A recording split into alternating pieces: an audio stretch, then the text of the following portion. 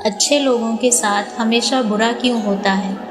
पापी लोग सुखी और अच्छे लोग दुखी क्यों रहते हैं? आपने महसूस किया होगा कि जो लोग अच्छे कर्म करते हैं वो परेशान रहते हैं, वहीं जो बुरे कर्म करते हैं वो खुशी से रह रहे होते हैं। आखिर अच्छे कर्म करने वालों को इतनी परीक्षा क्यों देनी पड़ रही है, जबकि जो अधर्म की राह में हैं वो खुश हैं और ज़िंदगी का लुत्फ़ उठा रहे हैं?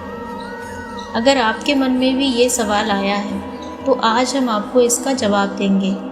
भगवद गीता में वर्णित कथा के अनुसार जब भी अर्जुन के मन में कोई दुविधा होती थी तो वो श्री कृष्ण के पास पहुंच जाते थे।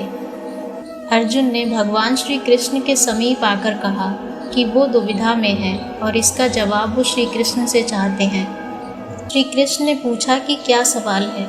अर्जुन बोले, मुझे ये जानना है कि अच्छे लोगों के साथ हमेशा बुरा ही क्यों होता है, वहीं बुरे लोग खुशहाल दिखते हैं।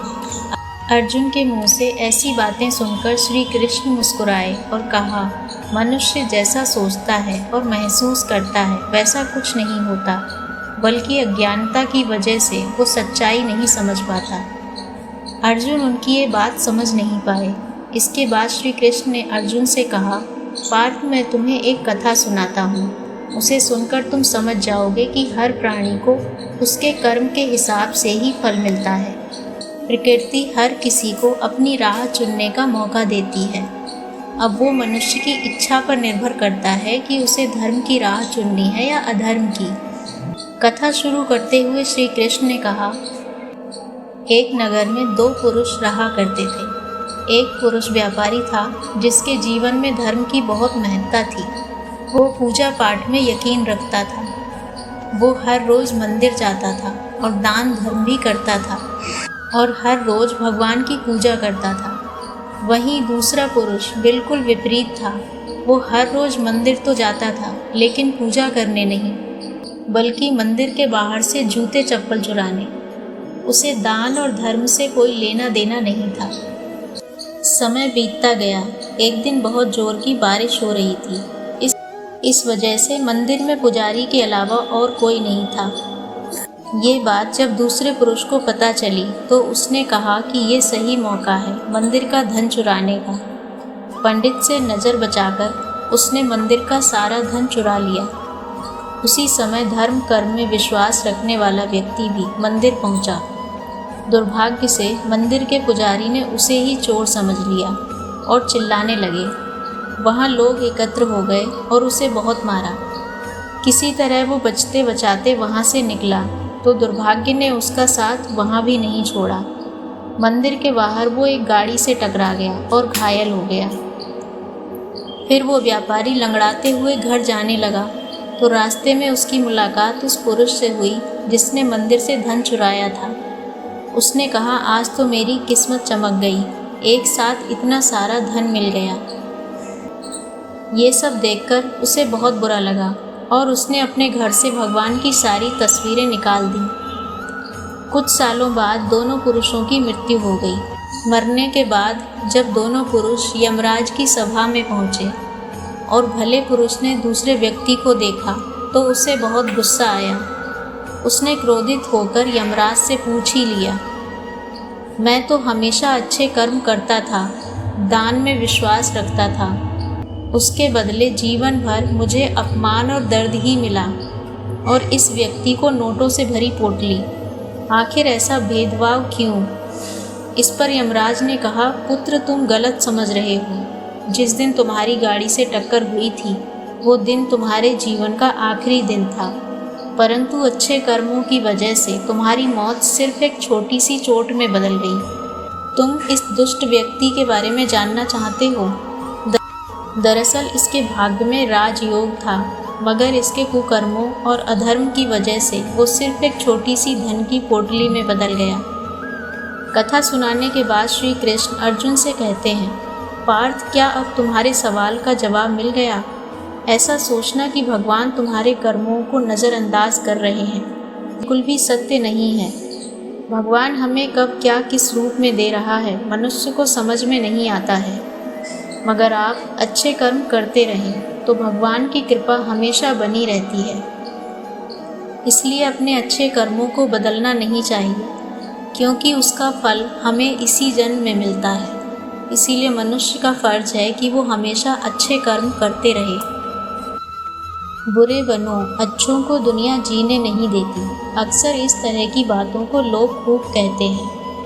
वे कहते हैं कलयुग में अच्छा इंसान बनना ठीक नहीं है। क्या ये सच है? आखिर अच्छे लोगों के साथ बुरा क्यों होता है? समाज में दो तरह के लोग पाए जाते हैं। एक वो जो नैतिकता का पालन करते हैं, उन्हें अच्छा कहा जाता है, और दूसरी तरफ वे लोग जो समाज के ढर्रे पर नहीं चलते, उन्हें बुरा कहा जाता है। अक्सर ये देखा जाता है कि जिन्हें हम बुरा कहते हैं वे लोग ज़्यादा सुखी और सुविधा का जीवन जीते हैं। अक्सर ये देखा जाता है कि जिन्हें हम बुरा कहते हैं वे लोग ज़्यादा सुखी और सुविधा का जीवन जीते हैं। ऐसे में कई बार जो लोग खुद को अच्छा मानते हैं उनके मन में अच्छाई के प्रति विद्रोह उठता है।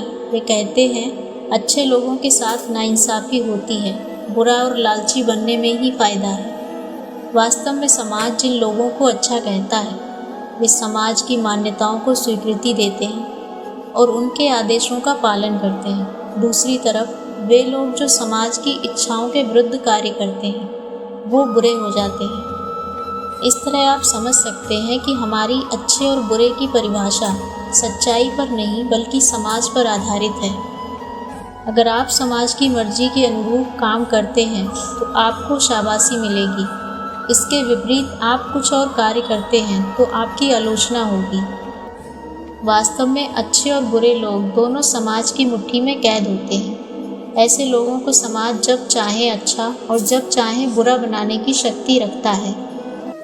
उदाहरण के लिए, अगर आप मारपीट, गाली गलौज नहीं करते, अच्छी बातें करते हैं, कभी किसी की मदद या पंडितों को दान दक्षिणा दे देते हैं, नशापान नहीं करते, शादीशुदा जीवन जीते हैं, तो समाज आपको एक अच्छा इंसान घोषित कर देता है। अब जो व्यक्ति समाज की मान्यताओं का पालन करता है वो खुद को अच्छा समझने लगता है।